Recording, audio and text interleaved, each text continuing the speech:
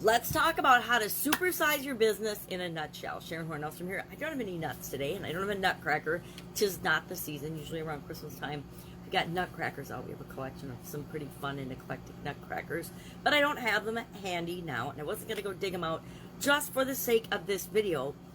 Although, this is one of those idioms, those expressions, in a nutshell, that goes way back. It goes back to 77 AD. I'm going to look up the name exactly. It says, when Pliny the Elder, or I think it's Pliny the Elder, I'm not sure how to pronounce it, said, Cicero hath recorded the poem of Homer, called the Iliad, written on parchment, was enclosed within a nutshell. That's the first time it appeared in writing, in a nutshell. Now, I don't know, maybe it was really encased in some kind of a nutshell or covering, but either way, this saying became popular. It means, of course, to summarize, to get to the point, to keep it simple, to laconically, which I think is hilarious. The word laconically, of course, means using the least amount of words to say something, describe something.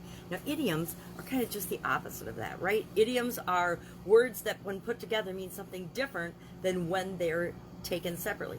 In a nutshell does not mean literally encased in a nutshell.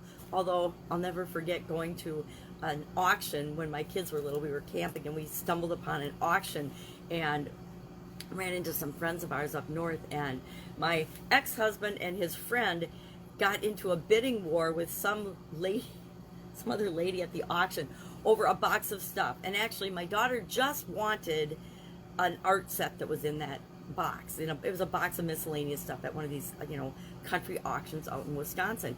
And they got into this bidding war with this lady, and they paid this outrageous amount for this box of stuff, art stuff. And in it was the art stuff my daughter wanted, of course, but also a ceramic squirrel and nut, a little squirrel holding this giant ceramic nut. And it had a lid that came off, and we put stuff in it. And we kept that for years just as a joke and reminder to not get carried away at things like auctions or when you're bidding on something. Know what something's worth and what you're willing to pay for it, and don't go over that amount. Applies to a lot of other areas and aspects of our life as well. So it was a great reminder of a lesson learned, that sometimes we get carried away emotionally and we stop making decisions and choices that are rational. Happens all the time, happens every day, happens to pretty much all of us. So how can you use, in a nutshell, how to summarize, keep things simple to grow and supersize your business, especially now with all the craziness that's going on in the world? I personally think that with all the craziness that's going on in the world right now, we need to keep things simple, summarize, focus in on what we're really trying to do with our business to grow it and supersize it. So how do we do that? Well, on the Supersize Your Business Facebook group page, there's a free scavenger hunt that you can go through that goes into more detail of the steps and what is necessary to grow and supersize any business, not just an online business, but offline businesses as well, because my experience has been, 47 years offline businesses and corporate America, and like 3 or 4 years of online businesses. So I know that it applies and works in both the offline and the online world. So what are the steps that we all need to take, or make sure that we're taking, in a nutshell, to supersize and grow our business? Number one, we have to know what we want. What is it that we want? How do we define our supersized business? What is the business we're trying to create?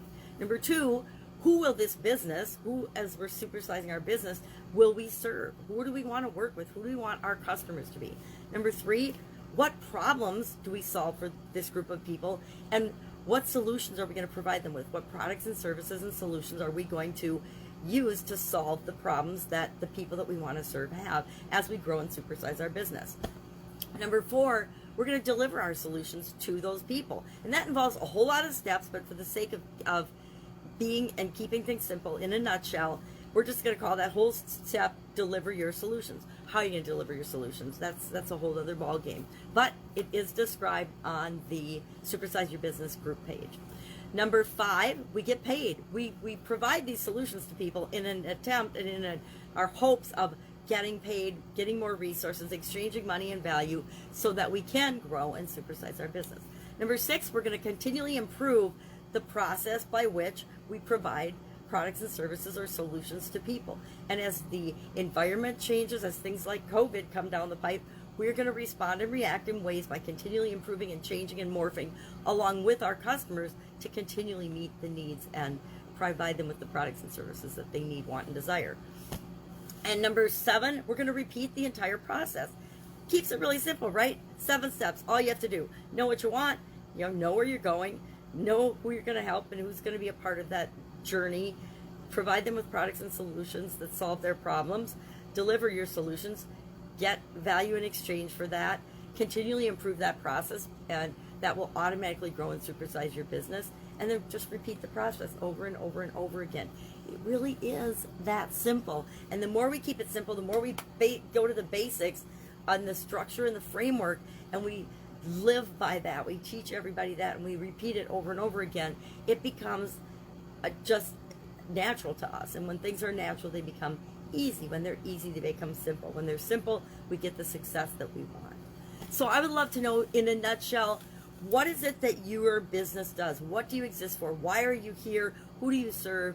And do you keep things simple in a nutshell? And do you have a repeatable process?